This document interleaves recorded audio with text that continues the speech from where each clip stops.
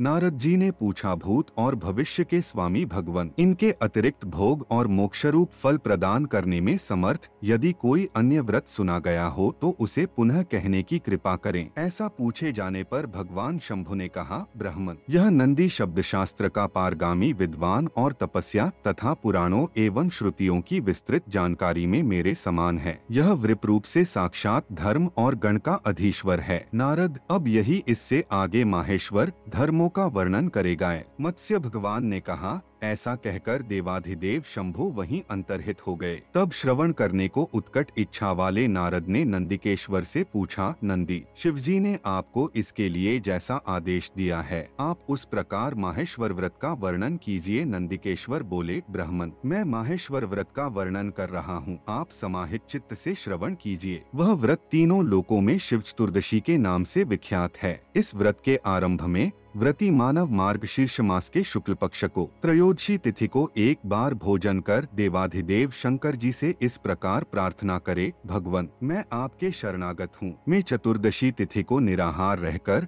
भगवान शंकर को भली भांति अर्चना करने के पश्चात स्वर्ण निर्मित वृषभ का दान करके दूसरे दिन भोजन करूंगा। इस प्रकार का नियम ग्रहण कर रात्रि में शयन करे। प्रातः काल उठकर स्नान जप आदि नित्य कर्म से निवृत्त होकर सुंदर कमल पुष्पों, सुगंधित पुष्पमालाओं और चंदन आदि से पार्वती सहित शंकर जी की वक्ष्यमान रोति से पूजा करे। शिवाय नमः से दोनों चरणों का, सर्वात्मने नमः से सिर का, त्रिनेत्राय नमः से नेत्रों का, हर्ये नमः से ललाट का, इंदुमुखाय नमः से मुख का, श्रीकंठाय नमः से कंधों का, सद्योजाताय नमः से कानों का, वामदेवाय नमः से भुजाओं का और अघोर हृदयाय नमः से हृदय का पूजन करे। तत्पुरुषाय नमः से स्तनों की, ईशानाय नमः से उदर की, अनंत धर्माय नमः से दोनों पार्श्व भागों की, ज्ञानभूताय नमः से कटी की और अनंत वैराग्य सिंहाय नमः से उरुओं की अर्चना करे। बुद्धिमान व्रती को अनंत ऐश्वर्यनाथाय नमः से जानुओं का, प्रधानाय नमः से जंघाओं का और व्योमात्मने नमः से गुल्फों का पूजन करना चाहिए। फिर व्योम के शात्म रूपाय नमः से बालों और पीठ को अर्चना करे। पुष्टय नमः एवं तुम ही नमः से पार्वती का भी पूजन करे। तत्पश्चात जलपूर्ण कलश सहित श्वेत पुष्पमाला और वस्त्र से सुशोभित पंचरत्न युक्त स्वर्णमय वृषभ को नाना प्रकार के खाद्य पदार्थों के साथ ब्राह्मण को दान कर दे और यूं प्रार्थना करे, पिनाकधारी देवाधिदेव सद्योजात मेरे व्रत में प्रसन्न हो। तदंतर मांगलिक ब्राह्मणों को बुलाकर उन्हें भक्ति पूर्वक भोजन एवं दक्षिणा आदि देकर तृप्त करे और स्वयं दधि मिश्रित घी खाकर रात्रि में उत्तराभिमुख हो भूमि पर शयन करे। पूर्णिमा तिथि को प्रातः काल उठकर ब्राह्मणों की पूजा करने के पश्चात मौन होकर भोजन करे। उसी प्रकार कृष्ण पक्ष को चतुर्दशी में भी यह सारा कार्य संपन्न करना चाहिए। 5 से 17 इसी प्रकार सभी चतुर्दशी तिथियों में पूर्ववत शिव पार्वती का पूजन करना चाहिए। अब प्रत्येक मास में जो विशेषताएं हैं उन्हें क्रमश बतला रहा हूँ, सुनिए। मार्गशीर्ष आदि प्रत्येक मास में क्रमश इन मंत्रों का उच्चारण करना चाहिए। शंकराय नमस्तेस्तु, आप शंकर के लिए मेरा नमस्कार प्राप्त हो। नमस्ते करवीरक करवीरक, आपको नमस्कार है। त्र्यंबकाय नमस्तेस्तु, आप त्र्यंबक के लिए प्रणाम है। इसके बाद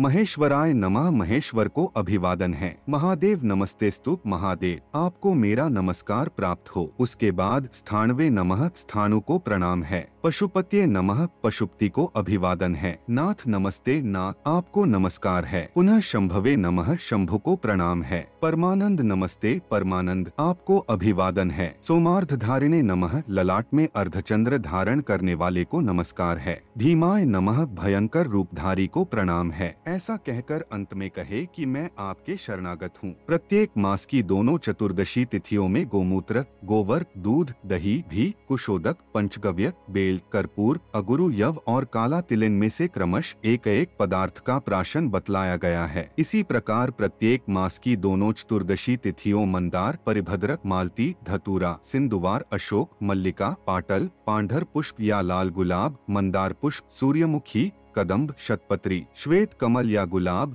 और कमल, इनमें से क्रमश एक एक के द्वारा पार्वतीप्ति शंकर की अर्चना करनी चाहिए। 18 से 25 पुनः कार्तिक मास आने पर अन्न, नाना प्रकार के खाद्य पदार्थ, वस्त्र, पुष्पमाला और आभूषणों से ब्राह्मणों को पूर्ण रूप से तुम करे। व्रती मनुष्य को वेदोक्त विधि के अनुसार नील वृक्ष का भी उत्सर्ग करने का विधान है। तत्पश्चात अघनी के चावल से परिपूर्ण तांबे के पात्र पर स्वर्ण निर्मित उमा, महेश्वर और वृषभ की मूर्ति को स्थापित कर दे और उसके निकट 8 मोती रख दे। फिर उसे गौ के साथ ब्राह्मण को दान कर दे तथा समस्त उपकरणों से युक्त घट सहित एक शैया भी दान करनी चाहिए। यह दान ऐसे ब्राह्मण को देना चाहिए जो शांत स्वभाव, वेदव्रत परायण और ज्येष्ठ साम का ज्ञाता हो। बगुलाव्रती, कपटी ब्राह्मण को कभी भी दान नहीं देना चाहिए। वस्तुतस्तु गुणज्ञ, वेद पाठी, तत्ववेत्ता, सुडौल अंगों वाले, सौम्य स्वभाव, कल्याणकारक एवं सपत्नीक आचार्य की वस्त्र,